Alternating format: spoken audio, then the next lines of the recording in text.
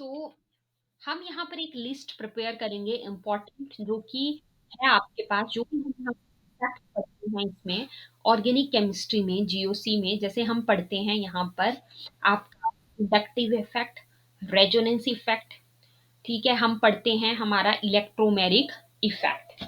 तो जो हम यहाँ पर इफेक्ट्स के बारे में स्टडी करते हैं इसमें, उसमें भी अगर हम देखें तो हमारे पास जैसे हम इंडक्टिव में पढ़ते हैं माइनस आई, और उसी तरह से हम पढ़ते हैं प्लस आई इफेक्ट। वैसे ही आप रेजोनेटिंग जो इफेक्ट्स, जो रेजोनेंस जो स्ट्रक्चर्स हैं, उसमें आप पढ़ते हो प्लस आर, ठीक है, माइनस आर आप पढ़ते हो। तो ये सारे के सारे आपके पास इसमें इफेक्ट्स आते हैं जो कि आपके पास इंपॉर्टेंट होते हैं।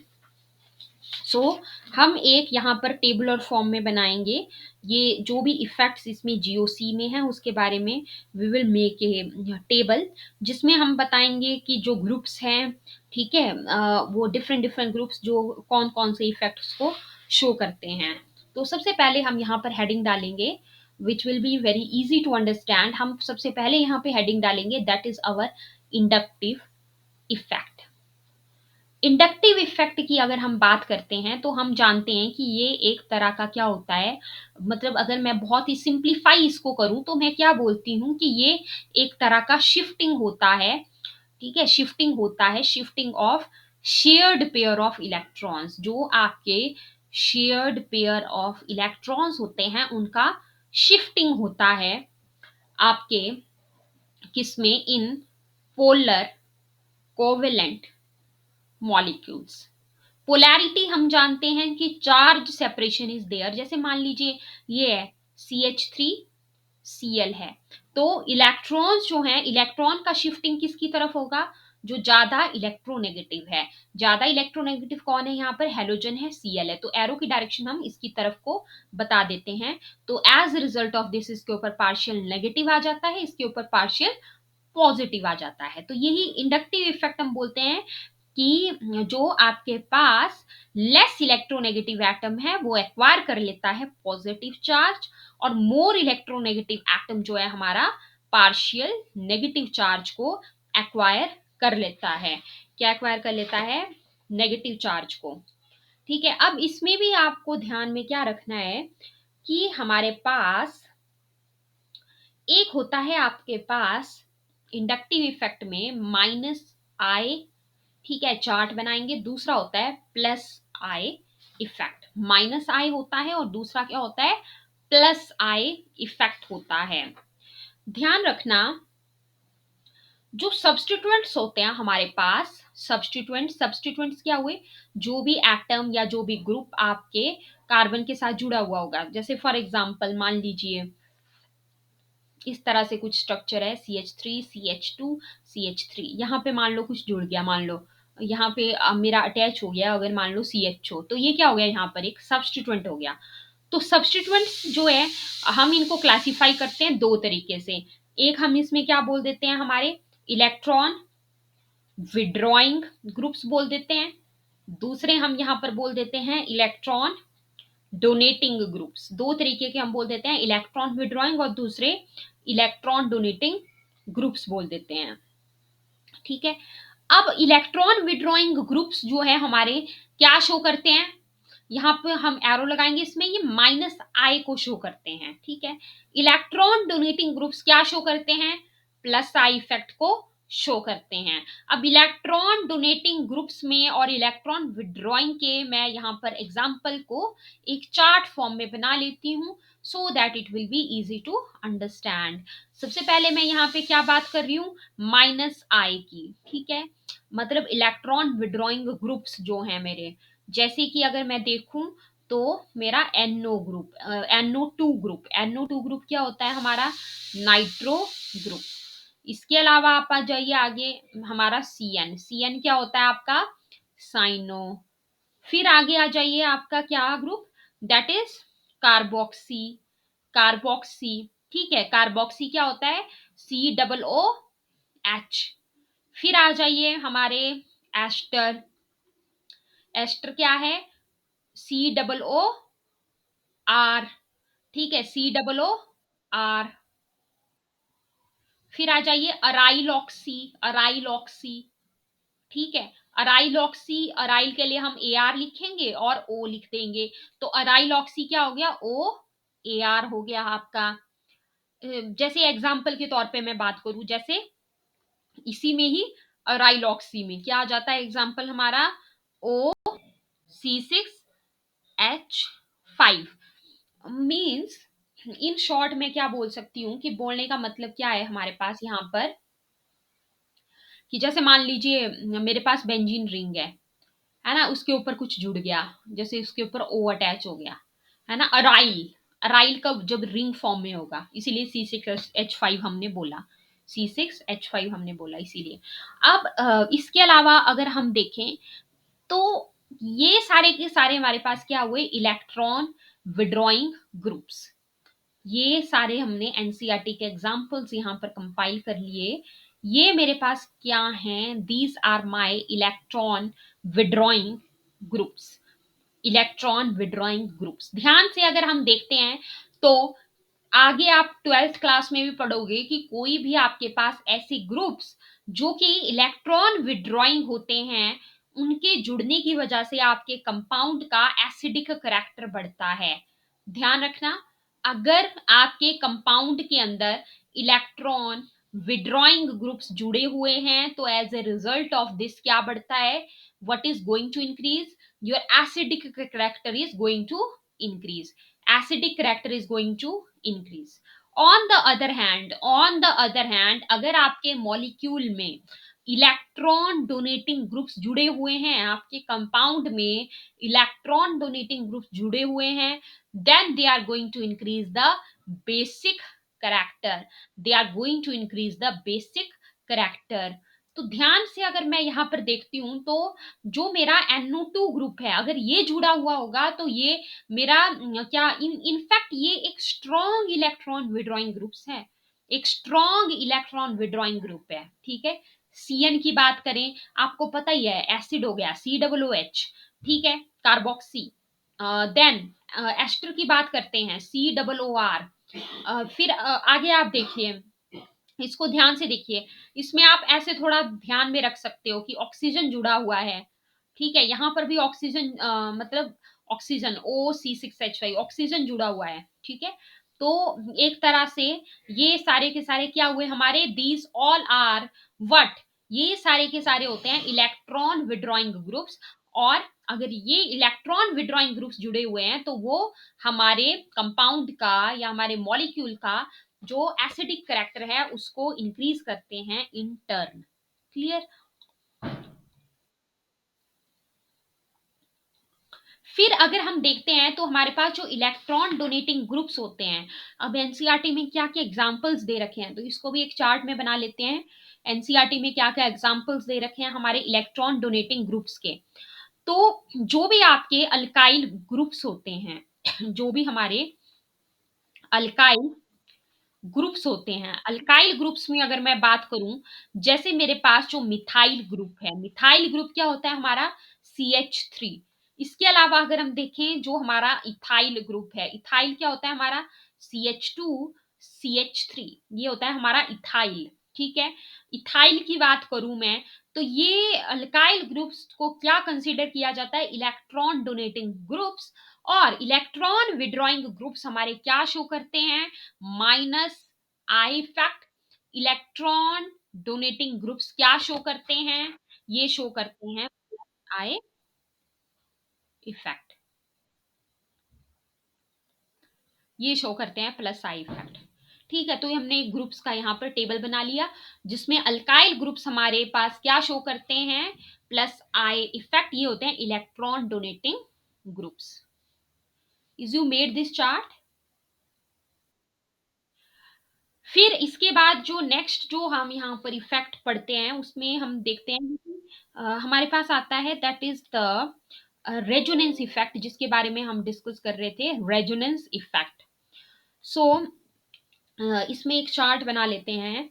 रेजोनेंस इफेक्ट में इफेक्ट की अगर हम बात करते हैं, सो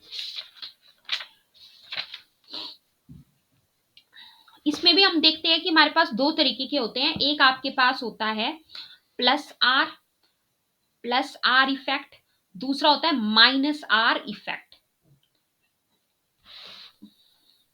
प्लस आर और माइनस आर, इसमें हमने क्या बोला था? प्लस आर में हमने बोला था कि जो इलेक्ट्रॉन्स का जो ट्रांसफर होना है, transfer of electrons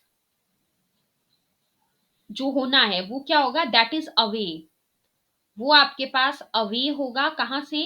from an atom, from an atom और सब्स्टिट्यूएंट ग्रुप, जो भी आपके कंजुगेट सिस्टम में जुड़ा हुआ है। जैसे फॉर एग्जांपल ये हम बात करें यहां पर स्ट्रक्चर अगर मैं बनाती हूं एनिलीन का, तो यहां पर अगर हम देखें तो नाइट्रोजन के ऊपर क्या है? नाइट्रोजन के ऊपर एक लोन पेयर ऑफ इलेक्ट्रॉन है। ठीक है, तो इलेक्ट्रॉन का जो ट्रांसफर है वो इससे अवे जब होगा,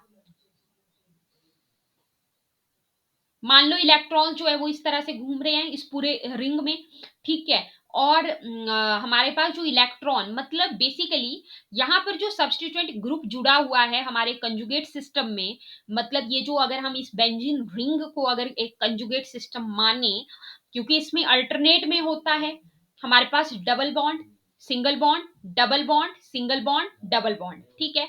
तो जो इलेक्ट्रॉन का जो ट्रांसफर हो रहा है that is away from an atom, मतलब ये जो हमारे पास यहाँ पर सब्स्टिट्यूएंट जुड़ा है इससे अवे इलेक्ट्रॉन का ट्रांसफर हो रहा है, तब हम वहां पर बोलते हैं प्लस आर। और जब इससे अपोजिट होगा, जब इससे अपोजिट होगा, मतलब जब ट्रांसफर ऑफ इलेक्ट्रॉन जो है हमारे पास क्या होगा? That is towards the atom और सब्स्टिट्यूएंट,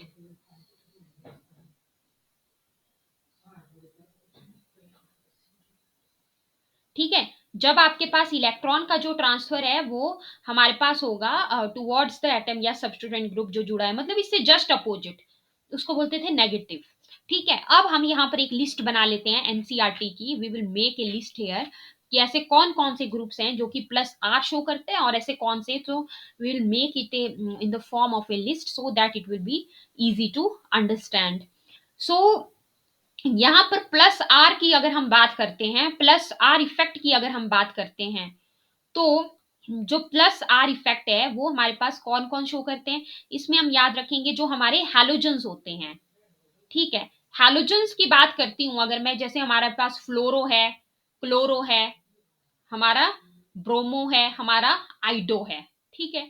इसके अलावा अगर हम देखें तो जो हमारे पास जैसे आपका ओ एच है, ओ एच हो गया आपका, ठीक है, ओ एच है हमारा, ओ आर है, ओ आर है, ओ सी ओ आर है, इसके अलावा एन एच टू, आपका N H R, then N R two, then N H C O R. Basically what I am saying here, I mean to say here कि जब हमारे पास ये groups जुड़े हुए होंगे हमारे कंजुगेट सिस्टम के साथ, जैसे मान लीजिए मेरी रिंग में ओ OH जुड़ गया, ठीक है, या फिर मैं यहाँ पर कोई हैलोजन जोड़ देती हूँ, तो एट दैट केस जो इलेक्ट्रॉन का जो ट्रांसफर होगा that will be away from that atom जो कि जुड़ा हुआ है, जो कि या जो सब्स्टिट्यूएंट हमारी रिंग के साथ जुड़ा हुआ है, ठीक है। मतलब जैसे मान लो यहाँ पे NH2 जुड़ा है, तो प्लस आर इफेक्ट कब कब होगा? तो ध्यान में क्या रखना है हमें? हमें यहाँ पर ये ध्यान में रखना है कि जो हमारे, एक तो देखिए सारे हैलोजेंस आ गए, साथ ही साथ आपका ओ OH है। इसके अलावा आपको माइंड में कैसे याद रखना है, ऐसे आप थोड़ा इसको याद रखना कि जैसे जहां पर आर आ रहा है, तो इससे हमें एनसीईआरटी के सारे जो एग्जाम्पल्स हैं वो हमें यहाँ पर बहुत ही अच्छे से याद रहेंगे। हमें एनसीईआरटी के सारे एग्जाम्पल्स बहुत ही अच्छे से याद रहेंगे जब हम इस तरह से इसको करेंगे। तो हाँ, we have to remember like this, हमें कुछ इस तरह से इसको याद रखना है, क्योंकि यहाँ पर आप देखिए कि आपके पास आर इज देयर, ठीक है। मतलब जिसमें जिन जिन ग्रुप्स में हमारे पास अल्काइल ग्रुप है, ठीक है, अल्काइल ग्रुप है मींस आर है, वो सारे के सारे हमारे पास यहाँ पर ग्रुप्स आने वाले हैं। तो आप देख सकते हो कि आपके पास ओ आर है, तो ये दूसरा भी आपको एग्जाम्पल याद रहेगा।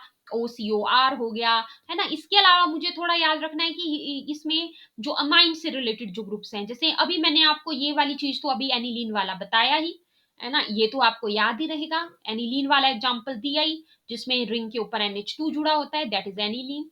तो इससे रिलेटेड जो सारे ग्रुप्स हैं, बाकी ये सारे एनसीईआरटी में एग्ज़ाम्पल्स गिवन हैं।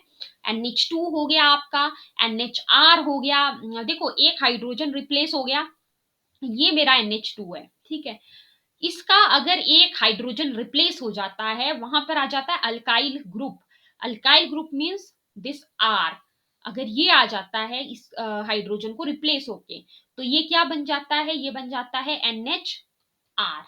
उसी तरह से मान लीजिए ये दोनों ही हाइड्रोजन रिप्लेस हो गए, इफ दीज टू, अगर ये दोनों ही हाइड्रोजन रिप्लेस हो गए, तो ये बन जाता है हमारा NR2।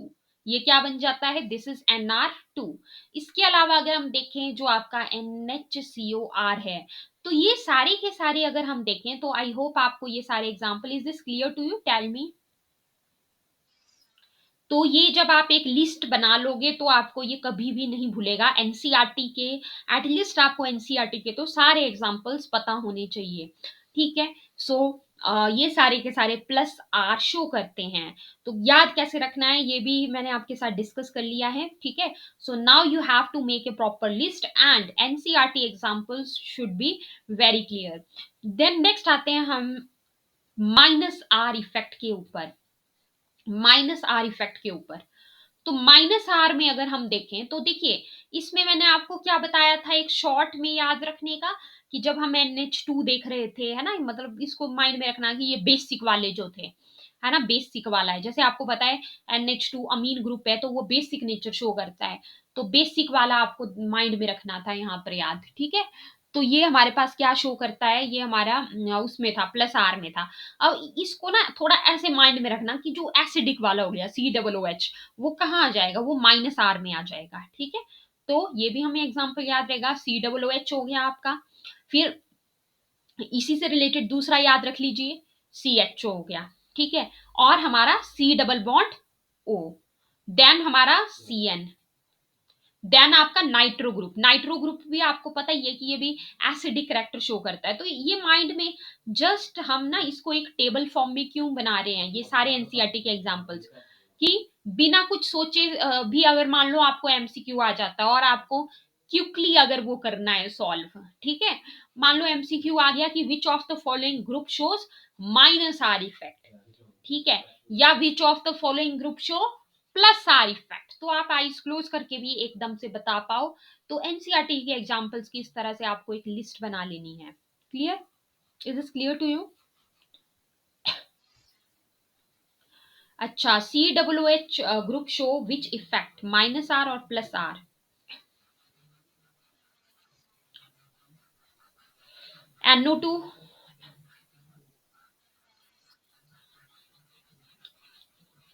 NH2,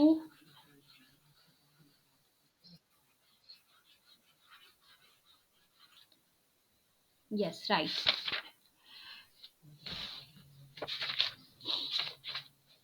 नेक्स्ट हम यहाँ पर देख लेते हैं जो हमारा नेक्स्ट इफेक्ट क्या होता है, that is the electromeric effect. उसका भी एक चार्ट बना लेते हैं इलेक्ट्रोमेरिक इफेक्ट का।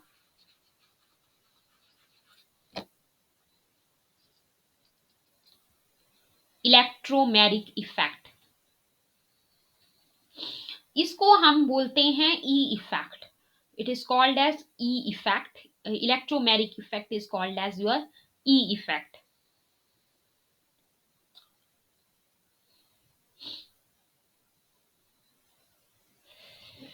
याद रखना सबसे पहली बात, तो जो हमारा इलेक्ट्रोमेरिक इफेक्ट होता है, वो एक हमारा क्या होता है, वो हमारा जो है एक टेम्परेरी इफेक्ट होता है सबसे पहले। और जो हमारा इंडक्टिव इफेक्ट होता था, वो एक टेम्परेरी, मतलब वो टेम्परेरी नहीं होता है, वो एक परमानेंट इफेक्ट होता है, ठीक है? तो वो परमानेंट शिफ्टिंग हो जाती है इलेक्ट्रॉन्स की इंडक्टिव में, जबकि यहाँ पर ये क्या होता है, ये एक टेम्परेरी इफेक्ट होता है। इसमें क्या होता है कि कोई अटैकिंग हमारा रिएजेंट है। ध्यान रखिएगा, लास्ट लेक्चर्स में भी हमने पढ़ा था कि जो हमारा अटैकिंग रिएजेंट होता है, वो हमारा क्या हो सकता है, that may be our electrophile, और दैट मे बी अवर, और क्या हो सकता है, न्यूक्लियोफाइल, ठीक है, that may be our electrophile और that may be our nucleophile. तो ये जो इफेक्ट है, ये सबसे पहली बात, ये हमारे जो अटैकिंग रिएजेंट है उसकी प्रेजेंस में ही, जो अटैकिंग रिएजेंट्स हैं उनकी प्रेजेंस में ही देखने को मिलता है, सबसे पहली बात तो, ठीक है। इसमें जो हमारे पास जो पाई इलेक्ट्रॉन्स हैं वो आपके पास कंप्लीटली ट्रांसफर हो जाते हैं two of any of the one atom. मतलब एक तरह से मतलब जो शेयर्ड, जो जैसे मान लो हमें पता है ना कोवेलेंट बॉन्ड जो है वो बनती है शेयरिंग ऑफ इलेक्ट्रॉन्स के द्वारा, ठीक है। तो एक एटम की तरफ ना कंप्लीटली वो ट्रांसफर हो जाएंगे, और ये होता है हमारा मतलब जिनमें मल्टीपल बॉन्ड्स हैं।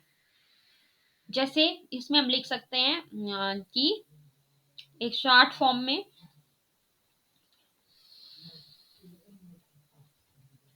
The organic compounds having a multiple bond, है ना, मल्टीपल बॉन्ड इसमें होनी चाहिए। मल्टीपल बॉन्ड में अगर मैं बात करूं तो मेरे पास जो है मेरी डबल बॉन्ड हो सकता है या फिर मेरा ट्रिपल बॉन्ड हो सकता है, ठीक है। तो organic compound having a multiple bond, जिसमें अगर हम देखें तो हमारा डबल या फिर ट्रिपल बॉन्ड हो सकता है। तो ये जो है ऐसे कंपाउंड्स जो हैं इस इफेक्ट को शो करेंगे, शो दिस इफेक्ट, ठीक है। ऐसे कंपाउंड्स मतलब डबल या ट्रिपल वाले ही शो करेंगे इसको, multiple bond should be there, तो वो इस इफेक्ट को शो करेंगे। और शो करेंगे जब इस इफेक्ट को, तो शो करेंगे in the presence of the attacking reagent. ये हमें माइंड में रखना है कि सिर्फ अटैकिंग रिएजेंट की प्रेजेंस में, मतलब कि आपके पास क्या होना चाहिए, क्या होना चाहिए, इलेक्ट्रोफाइल या न्यूक्लियोफाइल, इलेक्ट्रोफाइल और न्यूक्लियोफाइल शुड बी देयर। सो हम यहां पर देखते हैं कि अब एक ही एटम की तरफ ट्रांसफर हो जाएगा। जैसे मैं एग्जांपल की बात करती हूँ, पहली बात तो हमें याद रखना है कि जो शिफ्टिंग ऑफ इलेक्ट्रॉन है उसको जो है हम यहाँ पर कैसे शो करते हैं, उसको एक एरो से शो किया जाता है, उसको एक एरो से हम इस तरह से शो कर देते हैं। और हमारे पास दो तरीके के होते हैं ये इफेक्ट्स जो हैं, जिसमें एक होता है हमारा प्लस ई इफेक्ट, दूसरा होता है हमारा माइनस ई इफेक्ट। सो इसको हम एक चार्ट फॉर्म में बना लेते हैं, कौन कौन से आ जाते हैं दो टाइप के, plus E effect. Plus E effect को मैं क्या बोल देती हूँ, पॉजिटिव इलेक्ट्रोमैरिक इफेक्ट। दूसरा हमारे पास होता है माइनस ई इफेक्ट, जिसको हम क्या बोल देते हैं, इसको बोल देते हैं नेगेटिव इलेक्ट्रोमैरिक इफेक्ट।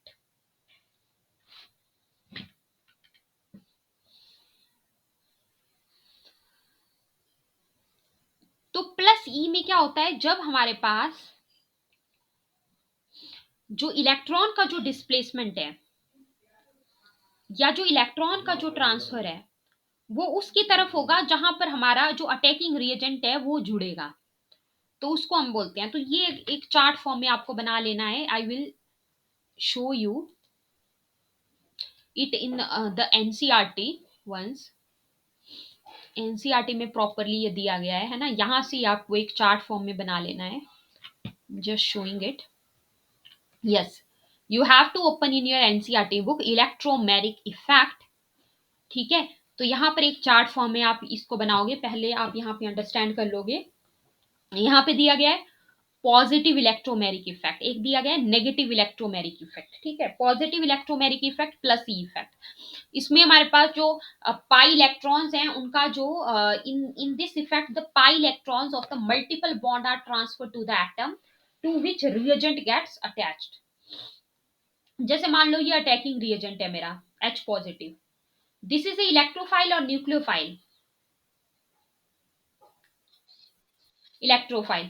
तो मान लो ये मल्टीपल बॉन्ड है, कार्बन डबल बॉन्ड कार्बन है, ठीक है। मान लो ये पाई इलेक्ट्रॉन्स शिफ्ट हो रहे हैं यहां से इस नेक्स्ट में, तो ये एरो से बता दूंगी, ठीक है। यहाँ पे ये शिफ्ट हो रहे हैं, और जो अटैकिंग रिएजेंट है, अटैकिंग रिएजेंट भी यहाँ पर ही आके जुड़ गया, क्योंकि ये क्या था, आपने मुझे बोला कि ये था मेरा इलेक्ट्रॉन डेफिशिएंट, इलेक्ट्रोफाइल क्या हुआ हमारा, electrophile means it this is electron deficient, this is what, this is electron deficient. तो अब ये देखिएगा ना कि इलेक्ट्रॉन इसकी तरफ शिफ्ट हो रहे हैं, इस कार्बन की तरफ शिफ्ट हो रहे हैं, तो हमने एरो की डायरेक्शन जो है इस सेकंड कार्बन की तरफ बता दी है ना, मतलब नेक्स्ट के साथ शिफ्ट हो रहे हैं। तो इसने देखा कि इसके पास आ गए इलेक्ट्रॉन, ठीक है, तो ये सोचेगा कि मुझे तो इलेक्ट्रॉन की कमी है, तो मैं यहाँ पे आके अटैच हो जाता हूँ, तो ये इस कार्बन के साथ आके अटैच हो जाएगा। देखिए ये इसके साथ आके अटैच हो गया या नहीं हुआ, हो गया। तो as a result of this जो दूसरा वाला जो कार्बन है उसके ऊपर क्या आ जाएगा, पॉजिटिव चार्ज। तो हम क्या बोलते हैं कि जब जो, क्योंकि अगर डबल बॉन्ड है तो डबल बॉन्ड के केस में कैसे इलेक्ट्रॉन्स होते हैं, पाई इलेक्ट्रॉन्स होते हैं।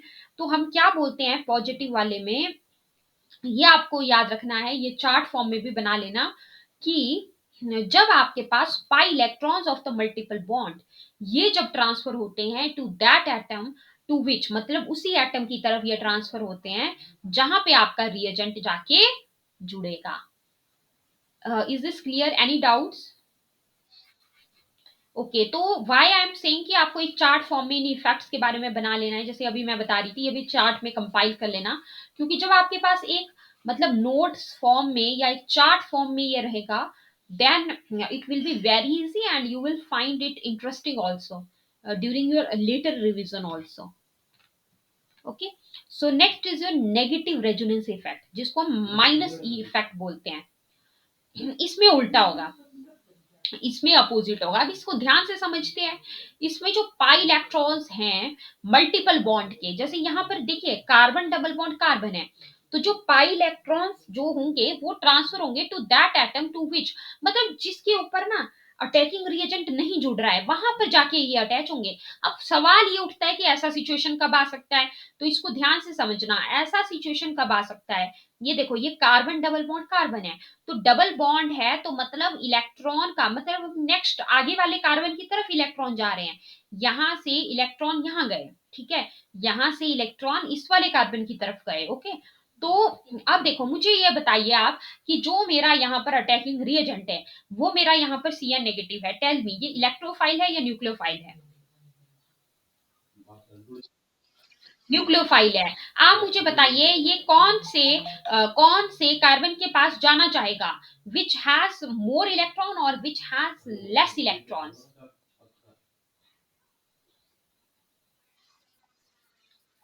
क्यों जाना चाहेगा, क्योंकि ये ऑलरेडी इलेक्ट्रॉन रिच है, इसको तो जरूरत ही नहीं है ना।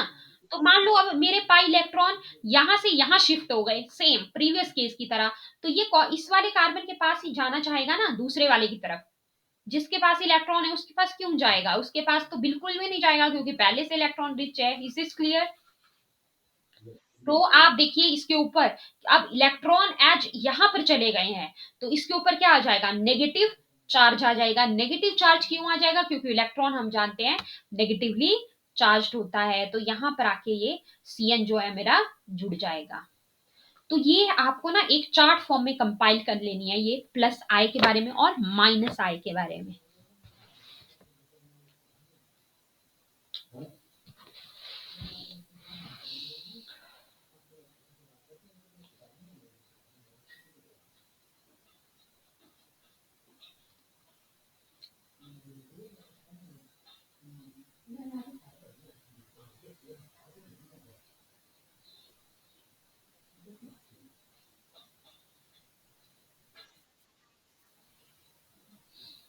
ओके, नेक्स्ट एक इफेक्ट हमारे पास आता है जिसको हम बोलते हैं हाइपर कंजुगेशन, जिसको हम क्या बोलते हैं, हाइपर कंजुगेशन। यहां पर आपको हाइपर कंजुगेशन में एक चार्ट फॉर्म में बनाना है पहले तो, और ये अंडरलाइन करना है बस इतना। देखो यहां पर देखना हाइपर कंजुगेशन क्या इन्वॉल्व करता है, यहां से इट इन्वॉल्व्स डीलोकेलाइजेशन ऑफ कौन से इलेक्ट्रॉन्स, सिग्मा इलेक्ट्रॉन्स। इलेक्ट्रोमेरिक में कौन से इलेक्ट्रॉन का ट्रांसफर होता है, इलेक्ट्रोमेरिक में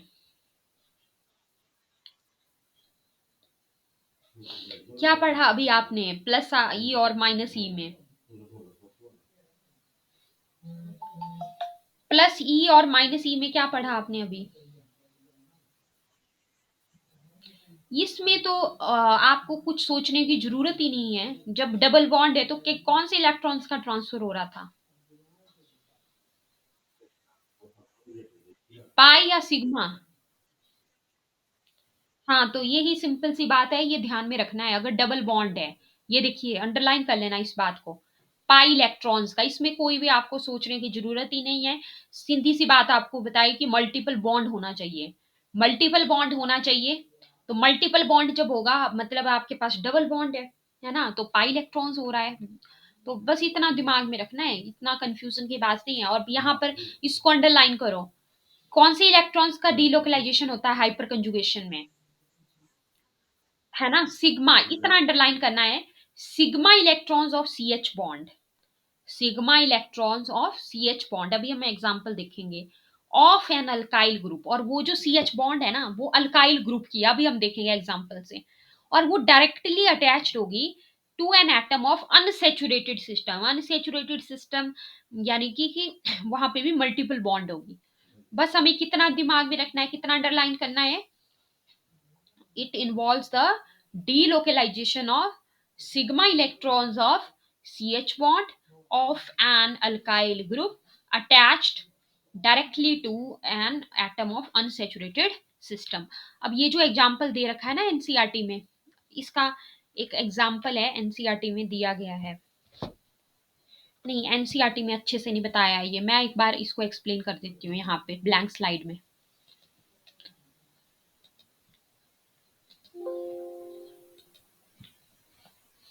ठीक है, सो आप अपनी नोटबुक में उस तरह से स्ट्रक्चर बना लेना उस चार्ट में। Just showing it in the blank slide properly.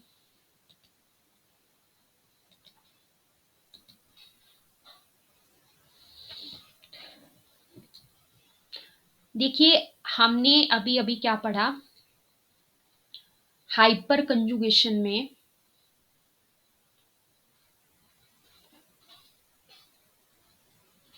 Hyper conjugation, hyperconjugation में हमने क्या पढ़ा, delocalisation of sigma electrons. Sigma electrons की होगी है तो मतलब वहां पर सिंगल बॉन्ड होगा। ठीक है, कौन सी बॉन्ड की? ऑफ सी एच बॉन्ड बोला मैंने। ठीक है, ऑफ एन, क्या बोला? Of an alkyl group, of an alkyl group.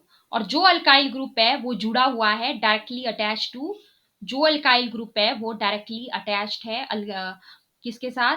Directly attached to an atom of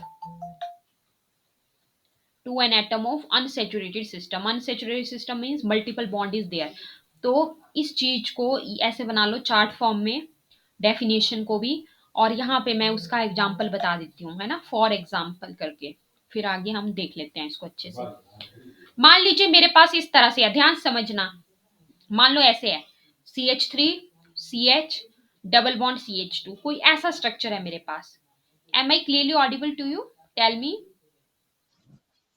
okay, मान लो कुछ ऐसा स्ट्रक्चर है। ये देखो मैंने अभी जो आपको पढ़ाया उसे एक एक चीज को हम यहाँ पर क्लियर करेंगे। जो हमने लिखा, हमने लिखा C H bond of an alkyl group. ठीक है, तो ये मेरे पास यहाँ पर ये मेरा अल्काइल ग्रुप है। ये क्या है? This is my alkyl group. So whenever I am saying C H bond of an alkyl group, तो यानी कि ये बात तो सीधी आपको क्लियर हो गई कि ये स्ट्रक्चर हमें खोल के बनाना पड़ेगा। ये बात तो हमें यहाँ पर क्लियर हो गई कि ये स्ट्रक्चर हमें कैसे बनाना पड़ेगा? ओपन फॉर्म में बनाना पड़ेगा। ठीक है, तो चलिए हम इसको बना लेते हैं, क्यों ना ओपन फॉर्म में बना लेते हैं। तो ये क्या आ जाता है, देखिए CH2। मान लो मुझे क्या करना है, मुझे जो है यहाँ पर CH बॉन्ड शो करना है। तो क्या मैं इसको CH बॉन्ड शो ऐसे ऐसे कुछ बना देती हूँ, चलिए ऐसे मैंने बना दिया CH बॉन्ड शो करने के लिए। क्लियर? आगे मैंने एज इट इज बस एक CH बॉन्ड मुझे शो करनी थी, वो मैंने कर दिया अल्काइल ग्रुप का। ठीक है, आगे डबल बॉन्ड ऐसे, तो ये एक मतलब अनसैचुरेटेड सिस्टम बन गया क्योंकि मल्टीपल बॉन्ड है, यहाँ पर डबल बॉन्ड है। ठीक है, तो यहां तक आपको क्लियर हो गया? यहां तक अब आगे समझो। आपने बोला डीलोकलाइजेशन ऑफ सिग्मा इलेक्ट्रॉन्स। अच्छा, जो मैं व्हाइट से हाईलाइट कर रही हूं, ये बॉन्ड कैसी है? ये बॉन्ड कैसी है? सिंगल, तो कैसे इलेक्ट्रॉन्स होंगे यहाँ पर, पाई या सिग्मा? Sigma electrons. तो चलो अभी आपने लिखा कि delocalisation of what, sigma electrons, ठीक है, ये बात हमें क्लियर हो गई। चलिए, delocalisation of sigma electrons of C H bond, ये सी एच बॉन्ड के, ठीक है, ऑफ एन अल्काइल ग्रुप, ये भी बात क्लियर हो गई हमें, जो कि डायरेक्टली अटैच्ड है to an atom of unsaturated system, ये बात भी मैंने क्लियर कर दी। तो अब हम यहाँ पर इसको शो कर देते हैं जरा, अब हम इस बात को जरा यहाँ पर रिप्रेजेंट कर देते हैं। जैसे अब मैंने बोला ना कि डीलोकलाइजेशन हो रहा है इलेक्ट्रॉन्स का, तो चलो बता देते हैं कहाँ होगा डीलोकलाइजेशन। ये देखो एरो में ऐसे बता दूंगी, इस बॉन्ड की तरफ आया इलेक्ट्रॉन, ठीक है, यहां से सी एच वाले से, फिर यहां से इस कार्बन की तरफ इलेक्ट्रॉन्स गए। तो as a result of this, जब हम देखते हैं यहां पर, तो हमारे पास क्या कंडीशन देखने को मिलती है, फिर वो हम जरा समझ लेते हैं। देखो, ये सी एच टू है, ठीक है, अब ये जो बॉन्ड है, ये जो सिग्मा बॉन्ड है, ये यहां पर शिफ्ट हो जाएगी, ठीक है, शिफ्ट हो गई, यहां आ गया डबल बॉन्ड, वो बॉन्ड जो है यहां से रिमूव हो जाएगी अब, और एच सिग्मा इलेक्ट्रॉन्स तो चले गए, तो एच के ऊपर कैसा चार्ज आना चाहिए, बोल बताइए, पॉजिटिव या negative, tell me. H positive आना चाहिए ना, क्योंकि सिग्मा इलेक्ट्रॉन्स चले गए, ठीक है, तो ये पॉजिटिव आ गया। अब आपको पता लग गया ना, ये वाली जो सिंगल बॉन्ड है ये यहाँ पे शिफ्ट हो गई, तो यहाँ डबल बॉन्ड आ गया, ठीक है, ये एच पॉजिटिव आ गया ऐसे। अब ये बॉन्ड तो यहाँ से गायब हो गई, बस हम ऐसे लिख देंगे एच पॉजिटिव, ठीक है। फिर आगे देखो, सी एच हमने एज इट इज लिख दिया, सी एच हमने एज इट इज लिख दिया। फिर अब या ये डबल बॉन्ड थी। अच्छा, डबल बॉन्ड में जो है, डबल बॉन्ड में कौन कौन सी ये होती हैं, मतलब कौन कौन से हम पढ़ते हैं ना, हम पढ़ते हैं सिंगल बॉन्ड, डबल बॉन्ड और ट्रिपल बॉन्ड। तो मुझे इसमें बताओ, अगर डबल बॉन्ड है तो उसमें एक सिग्मा बॉन्ड होती है, एक पाई ना, ये पता है आपको? तो एक ये डबल बॉन्ड है, तो मतलब इसमें एक सिग्मा बॉन्ड है, एक इसमें पाई बॉन्ड है, ठीक है, एक सिग्मा है, एक क्या है, पाई है। तो अब मान लीजिए कि इसकी ये वाली बॉन्ड जो है, अब हम यहाँ पे ये ट्रांसफर लिख रहे हैं ना, तो यहाँ पर सिग्मा इलेक्ट्रॉन्स यहां से जा रहे हैं, ठीक है, अगर, तो ये बॉन्ड कैसी हो जाएगी अब, सिंगल, ठीक है, जैसे वो तो ऑलरेडी सिंगल थी, वो तो रिप्लेस ही, वो तो जस्ट डिस्प्लेस ही हो गई, यहाँ से रिमूव ही हो गई, अब यहाँ पे डबल की जगह सिंगल आ जाएगा। अच्छा, सी एच टू वाले कार्बन के पास इलेक्ट्रॉन जा रहे हैं, डीलोकलाइज हो गए, तो इस कार्बन के ऊपर देखो एरो की डायरेक्शन, यहाँ पर एरो की डायरेक्शन देखिए, इस कार्बन के ऊपर कैसा चार्ज आना चाहिए, बताओ, पॉजिटिव या नेगेटिव, पॉजिटिव और नेगेटिव, इस वाले कार्बन पे इलेक्ट्रॉन्स का, जहां पे मैं कर्सर कर रही हूं, इलेक्ट्रॉन्स का शिफ्टिंग जो है यहां पर हो गया, सिग्मा इलेक्ट्रॉन्स का, this carbon, this carbon, this red colour highlighting, negative आ जाएगा इस पे, एनी डाउट? ठीक है, so just make this structure then tell me. और इस इफेक्ट को हम नो बॉन्ड रेजोनेंस भी बोलते हैं, इसका दूसरा नाम होता है नो बॉन्ड रेजोनेंस, ठीक है, और हाइपर कंजुगेशन को ही बेकर नाथन इफेक्ट भी कहा जाता है। अगर आपसे पूछा जाता है बेकर नाथन इफेक्ट, तो आपको यही स्टेटमेंट और एग्जाम्पल वहां पर देना होगा, बेकर नाथन इफेक्ट भी इसको कहा जाता है, ठीक है। तो आपको क्या क्लियर होना चाहिए यहाँ पर, डेफिनेशन एंड एग्जाम्पल,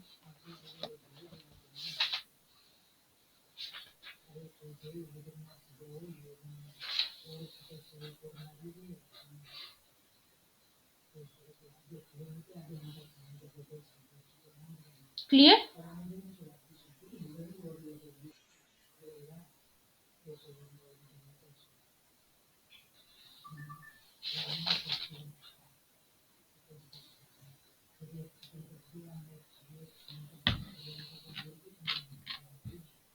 नेक्स्ट हम देखते हैं इसमें हाइपर कंजुगेशन की कुछ एप्लीकेशंस जो हैं हमारे पास आती हैं। एप्लीकेशंस ऑफ, तो नेक्स्ट आपको चार्ट फॉर्म में बना लेना है, that is applications of hyper conjugation.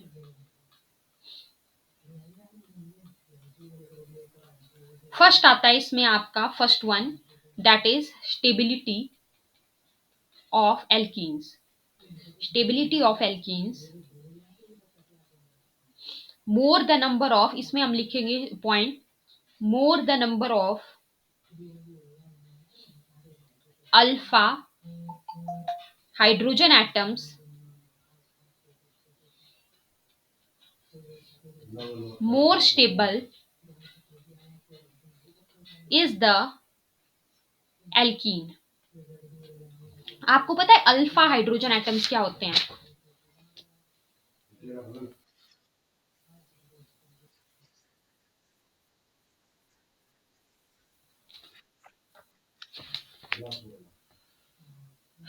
ठीक है,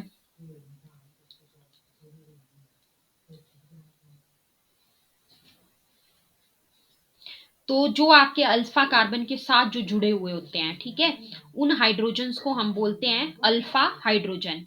तो अल्फा कार्बन क्या होते हैं? अल्फा कार्बन, अल्फा कार्बन जिसके साथ डायरेक्टली कोई सब्स्टिट्यूएंट या कोई फंक्शनल ग्रुप जुड़ा हुआ है, ठीक है, वो हमारा अल्फा कार्बन होता है। जैसे मैं आपको बताती हूँ, अभी एग्जांपल देती हूँ, no problem.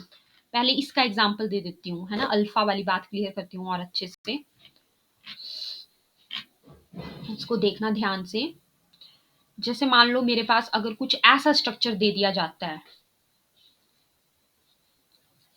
CH3 single bond CH2 single bond C, यहाँ पर एक हाइड्रोजन जुड़ गया इस कार्बन के साथ, नीचे एक हाइड्रोजन जुड़ गया, ठीक है।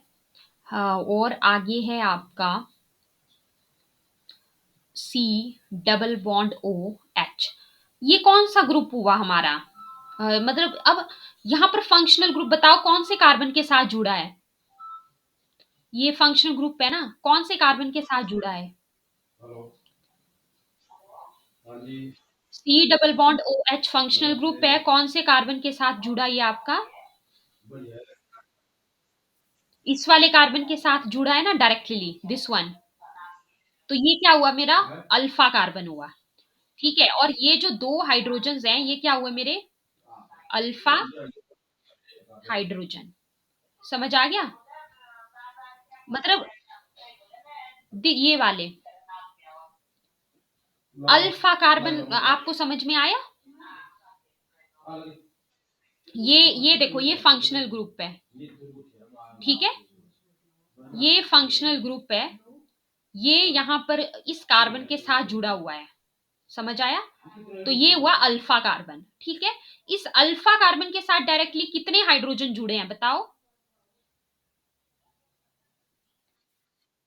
तो ये क्या हुए? Alpha hydrogen. Any doubt?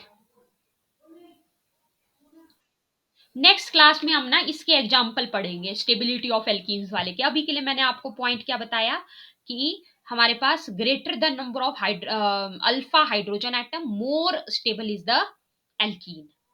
Next होता है हमारा इसमें, नेक्स्ट एप्लीकेशन का पॉइंट पहले आप नोट कर लीजिए, that is stability of carbocation.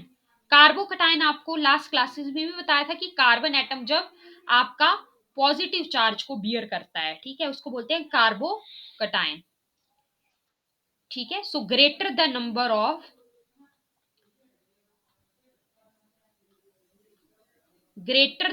of alkyl groups attached to a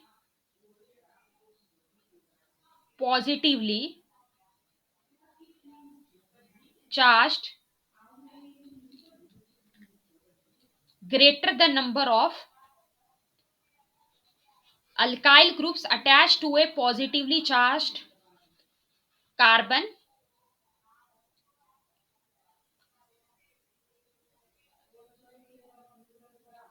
the greater is the stability, है ना?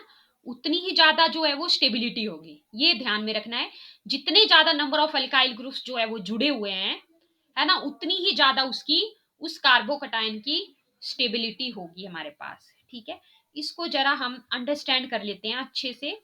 जैसे हमारे पास मान लीजिए ये तीन एग्जाम्पल्स, ये एग्जाम्पल्स आपसे पूछ लिए जाते हैं अगर, जैसे ये है CH3 थ्राइस सी पॉजिटिव, है ना, ये कार्बोकटायन हुआ। दूसरा बोल दिया मुझे CH3 ट्वाइस CH, ये पॉजिटिव। ठीक है, तीसरा जो है वो बोल दिया गया CH3 single bond CH2 positive, then CH3 positive. बताओ सबसे ज्यादा स्टेबिलिटी किसकी होगी, A B C D में से?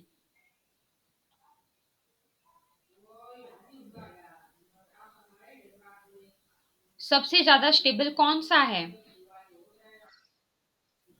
वाई? क्योंकि जितने ज्यादा नंबर ऑफ अल्काइल ग्रुप, देखो तीन तीन अल्काइल ग्रुप जुड़े हैं यहाँ पर, तो कुछ ऐसे ऑर्डर बनेगा, है ना, कुछ इस तरह से ऑर्डर बनेगा हमारा। जितने ज्यादा नंबर ऑफ अल्काइल ग्रुप जुड़े हुए होंगे पॉजिटिवली चार्ज कार्बन के साथ, मींस कार्बोकटाइन के साथ, उतनी ज्यादा उसकी स्टेबिलिटी होगी। Any doubts? ओके।